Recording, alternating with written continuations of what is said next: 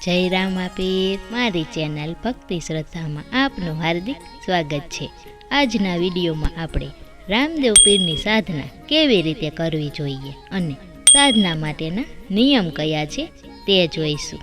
તમે સંકલ્પ લઈને આ રીતે રામદેવ પીરની સાધના કરશો તો ધણી તમારી બધી મનોકામના પૂર્ણ કરશે અને તમારા પરિવારમાં ખુશીનો માહોલ સર્જાશે, ઘરમાં સુખ શાંતિ અને સમૃદ્ધિ આવશે।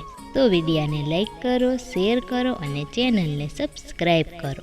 બાબા રામદેવજી એ દ્વારિકાધીશનો અવતાર છે અને રામદેવ પીરની સાધના એ ગુરુમુખી સાધના છે। જો તમે ગુરુ નથી બનાવ્યા તો સૌ પ્રથમ તમારે ગુરુ ધારણ કરવા જોઈએ। ગુરુ વગર આ રામાપીરની સાધના સફળ નથી થતી, કેમ કે બાબા રામદેવજીના ગુરુ બાળીનાથ હતા અને તેમને પણ તેમની પાસેથી જ્ઞાન લીધું હતું અને ભગવાન કૃષ્ણના પણ ગુરુ સાંદીપની હતા। તમે ગુરુ ધારણ કર્યા પછી જે દાન દક્ષિણા આપો છો, જે મંત્ર જાપ કરો છો તેનું ફળ તમને અનેક ગણું મળે છે, કેમ કે ગુરુની શક્તિ પણ તમારી સાથે હોય છે। એટલે જે ગુરુ ધારણ નથી કરતા ગમે તેટલું દાન કરે, ગમે તે મંત્ર જાપ કરે પણ તેનું ફળ મળતું નથી। એટલા માટે ગુરુ તમારે જરૂર ધારણ કરવા જોઈએ। ગુરુ ધારણ કરીને જ બાબા રામદેવજીની સાધના કરવી જોઈએ, જેથી તમારા ઘરમાં સુખ શાંતિ અને સમૃદ્ધિ આવશે। અને હવે જોઈએ કે રામદેવ પીરની સાધના કરવા માટે કયા કયા નિયમો પાળવા જોઈએ। તેમાં સૌ પ્રથમ જોઈએ તો તમારે જો રામદેવ પીરને પ્રસન્ન કરવા હોય તો તમારે કોઈ પણ વ્યક્તિની ખરાબ વાત નથી કરવાની અને કોઈનું પણ ખરાબ થાય એવું વિચારવાનું પણ નથી। એવા કામ ન કરો કે કોઈનું ખરાબ થાય, તો રામાપીર રાજી થશે। કોઈનું પણ અપમાન ન કરવું જોઈએ। કોઈ પણ પુરુષ, સ્ત્રી કે નાના બાળકનું પણ અપમાન ન કરવું।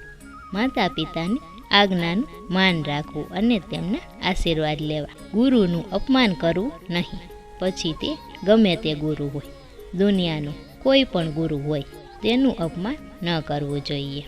માંસ મદિરાનું સેવન ન કરવું। સવાર સાંજ રામદેવ પીરને ભોગ ધરાવવો।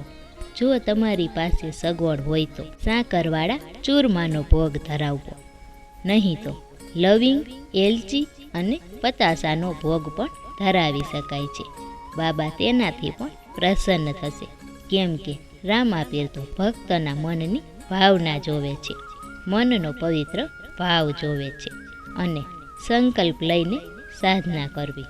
સંકલ્પ કરવો કે હે રામાપીર, મારું નામ આ છે, હું અહીંયા રહું છું, મારી જાતિ આ છે, મારા પિતાનું નામ આ છે, અને હાથમાં થોડું પાણી લઈને સંકલ્પ કરવાનો છે।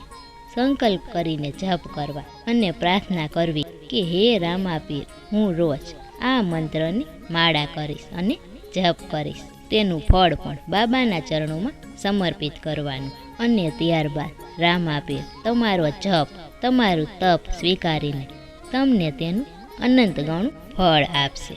તમારી પાસે જે ગુરુ હોય તેની પાસેથી મંત્ર લઈને જપ કરવો।